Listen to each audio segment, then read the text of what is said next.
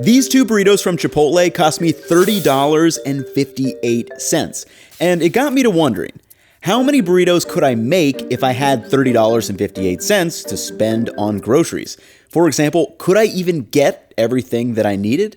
Today, we're gonna put that to the test. However, to make things a little more interesting, I also want to make a healthier version because my go-to order from Chipotle actually clocks in at 1,535 calories, so I'd love to make one that's a little bit lower calorie and higher protein. Now, before we head to the store, make the homemade version, and do the taste test to compare them, I do want to explain my goals with this burrito. Also, a quick thank you to Made In for sponsoring this video. More on them later, but first, let's break it down. Now, this video is not going to be me just dunking on Chipotle. In fact, I quite enjoy it. I think it's one of the better fast casual options out there, and one that I frequented when I was in college and first started working. My typical order was the double chicken burrito with rice, pinto beans, sour cream, cheese, lettuce, red salsa, and of course guac, which, yes, cost extra. Now, I have three main issues with buying Chipotle these days. 1, it's more expensive than what I can make at home. 2, it's an absolute calorie bomb. And 3, I don't like the burrito construction.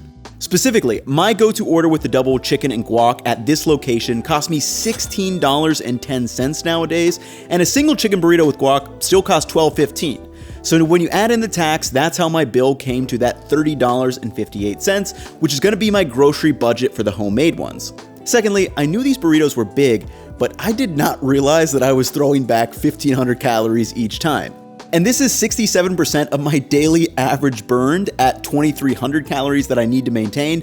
But as someone getting ready to go on a cut of 1,800 calories per day, this is now 85% if I want to eat one of these burritos. So in my homemade version, I want to lower those total calories and also change up the macronutrient composition. Ideally, I want to significantly increase the amount of protein, which will increase satiety, while lowering the total fat and carbs, and I've got some interesting and tasty solutions to this, as we'll see in the homemade version.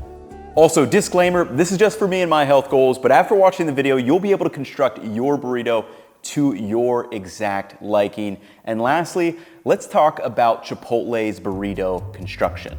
My biggest issue is the rice to meat ratio. For context, I don't really even like rice in my burritos, but when I get in that Chipotle line, I'm always goaded along like cattle into getting a big old scoop of rice without having the willpower to say no. Also, in one of the weirder things I've done, because I was curious, I deconstructed a Chipotle burrito and found that the rice made up 207 grams or 40% of the total weight of the burrito, and this is why some of those bites feel like they're just pure rice. And in my version, I want the spices of the chicken, sauces, and beans to shine, and I'm not gonna be skimping on that chicken. And with all that, it is time to shop. And like I said, my budget I'm gonna try to hit is $30.58, and I think I can stay under it, but won't actually know until I head to the store. I decided to shop at a Mexican grocery store, which I find is the best place for 1, those massive burrito-sized tortillas, and 2, the second special item for the chicken marinade, achiote paste. And I wrote up a shopping list in Notion that I'll link below if you want to all follow on your own trip. But first, let's get all our produce, which consists of 1 head of garlic, a red onion, 1 orange, 1 lime, 1 habanero, 1 ripe avocado, and romaine lettuce. Next up, we have the meat and dairy, which is 2 pounds of chicken breast or tenders because they were on sale, some low-fat sour cream, and then I also splurge on Oaxaca cheese. Lastly, I have a few miscellaneous items, which are the achiote paste, a big can of pinto beans, those large burrito-sized flour tortillas, and some house-made red salsa.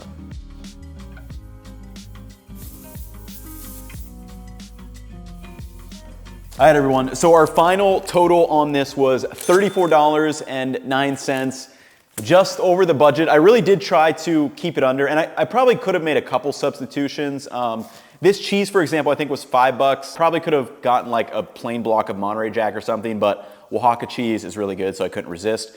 And then this is 12 burritos or flour tortillas. So yeah, we're definitely gonna have extras of these, which we'll probably have some extra cheese, can be turned into quesadillas or something. The lettuce, gonna have leftover lettuce, can turn into salads. Also, this onion is massive. Definitely won't be using the whole thing of that either. We'll have some leftover salsa. So there are some components that we're gonna have extra of that we can turn into. So honestly, I'm pretty happy with $34.09. But now it's time to actually turn this to all the components and see how many burritos we can make and see how it stacks up to Chipotle's in terms of taste. For the burritos, we have 3 items to prep: the marinated chicken, the avocado sauce, and the beans. So let's start.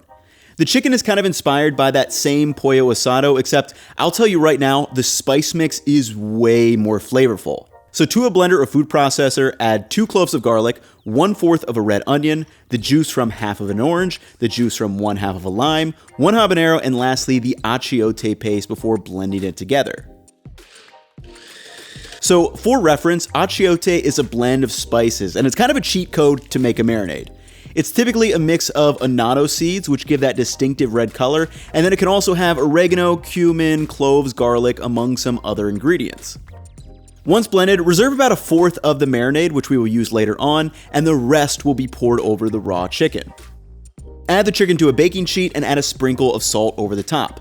And I found these tenders on sale, so that's what I got, but breast or thighs would work great too.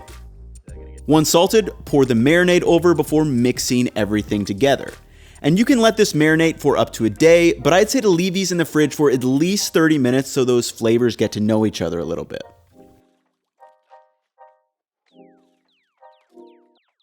When ready to cook, I'm rubbing a super fine layer of oil on the skillet with a paper towel, and then once that is ripping hot, add the marinated chicken and sear it on all sides.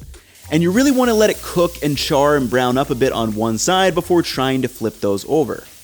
And while this chicken cooks, let me thank my friends over at Made In for sponsoring today's video. So at this point, I think almost every piece of cookware I own is from Made In, and for good reason. It's long-lasting, high-performance cookware that's trusted by restaurant professionals, and personally, I've probably made around 100 videos with a whole variety of their products, but let me talk about 2 of my favorites. First up, we have the carbon steel wok. So I've had this wok for about 2 years, and you've probably seen me deep fry, stir fry, or even cook pasta in it, and at this point, I kind of have a connection to this thing. Now, secondly, I love a stainless steel frying pan. So with carbon steel like the wok, you do have to be a little bit careful with how it's seasoned and make sure you're caring for it correctly. But with stainless steel, this is really an all-purpose workhorse. I mean, you can use metal utensils on this thing, acidic ingredients, or develop some really great fun. Just an all-around great pan to have. So you can head to the link below and order some of my favorites, and to get 10% off your order, thanks again, Made In. After the chicken is done, we have one last step. Bring it over to the cutting board and chop it into pieces. And this stuff is absolutely addictive. The achiote paste gives it this really complex flavor that isn't quite like anything else. After chopping, taste it, and I gave it one more little sprinkle of salt, and then add another spoonful or 2 of the marinade we saved from earlier and mix that together. For a 200 gram or 7-ounce serving of the chicken, pretty hefty portion, this clocks in at 275 calories and 47 grams of protein. Also, I highly suggest making a big batch of this chicken. We tore through this stuff in like 2 days. But lastly, let's talk about how I'm gonna solve the guac problem. So if you order guac and sour cream on a Chipotle burrito like I do, this equals up to 330 calories, making it quite nutritionally dense. However, instead of doubling up on these, I decided to make an avocado sauce. So to a blender, add 1/2 or 70 grams of ripe avocado, 130 grams of low-fat sour cream, the juice from 1/2 of a lime, 1 clove of garlic, a sprinkle of cayenne pepper, and lastly some salt to taste before blending that all up. This sauce is really avocado forward, but rounded nicely with the hit of garlic and cayenne pepper. And 40 grams of this sauce is plenty to keep the burrito moist and is just 46 calories instead of 330. Lastly, since I'm skipping the rice, the only other thing that needs to be prepped are the beans, which is as simple as tossing a can of pinto beans into a pan, adding a bay leaf, a little ground cumin, and some salt, and letting that simmer down before giving it a taste for about 10 minutes. Meanwhile, you want to shred the cheese, chop the lettuce, and get anything else out that you're throwing on your burrito, but now, let's assemble. Slap down a warm flour tortilla and add 20 grams of the avocado sauce and follow that with 100 grams of beans.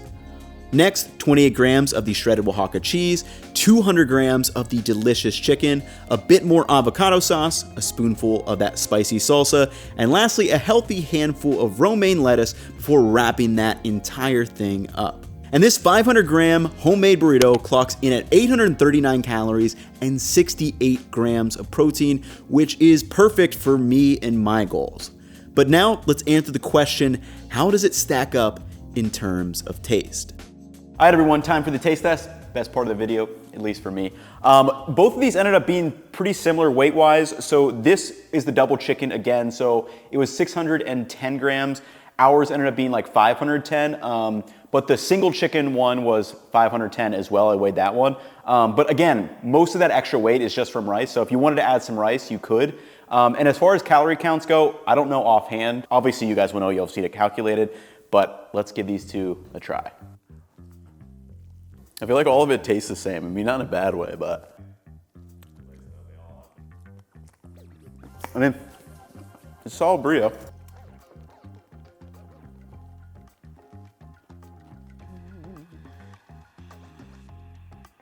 The taste on the chicken is miles better. Perfect bite. Okay, so both really good, would have no problem eating them. Chipotle, you know what you're getting into with Chipotle.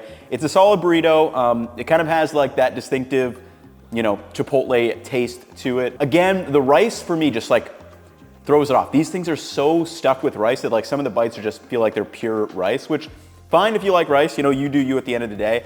But for me, what I really like is letting the chicken shine, and in this homemade version, it completely does. The spices and the marinade on this are absolutely killer. The one thing that I would do is actually probably use thighs next time. Breast, you know, it can get a little bit dry here and there, and it's not as good texture. With thighs, I think this would even go up another level. And then this sauce right here, this avocado sour cream mixture, again, low-fat sour cream, still getting a ton of, you know, kind of guacamole-ish flavor. And I was just thinking now cilantro would be a great addition to this as well. And then in total, I think we'll easily be able to get at least 3 more burritos with the leftover chicken that we have. We've been snacking on it too. Like this stuff is just kind of addictive. What is this gonna be around? Like probably $7 or $8 for like 4 burritos. And that's getting everything completely from scratch from the grocery store, which I think is pretty impressive. And we made it, you know, lower calorie, higher protein as well, which I'm all about. So hopefully you guys have enjoyed, and you should be able to customize your burrito exactly how you want to based on your flavors, your macros, whatever you need to. The recipe for my version will be up on the website. Hopefully you guys enjoyed. If you want me to do more videos like this, drop some ideas down below, but that'll wrap it up for me in this one. I'll catch you in the next one. Peace, y'all. You get like weird pockets in the Chipotle burrito. That was like, it had like too much guacamole in that bite. Oh yeah.